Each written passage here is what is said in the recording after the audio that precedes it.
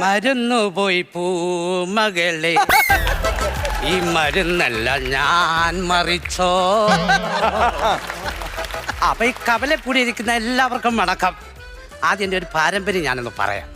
അതായത് നമ്മുടെ ഇംഗ്ലീഷ് അക്ഷരം ഓ ഇരിക്കുന്ന വളഞ്ഞിരിക്കല്ലേ, അത് അങ്ങനെ ആക്കിയത് എൻ്റെ അപ്പൂപ്പനാ. അതായത് ഇത് ചതുരത്തിലായിരുന്നു, ഈ സംഭവം ചതുരത്തിലിരുന്നതാ.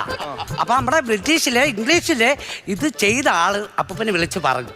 അപ്പൊ ഇത് പിള്ളേർക്ക് പഠിക്കാനൊക്കെ ഒരു ബുദ്ധിമുട്ട്, കോണ് മൂലയൊക്കെ തിരിക്കണം.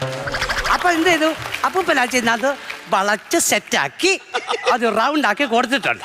അതൊരു പാരമ്പര്യം. രണ്ടാമത് മഴവില്ല്, നേരെ ഇരുന്നതാ, നേരെ ഇരുന്ന മഴവില്ല്, അത് 8 കളറും.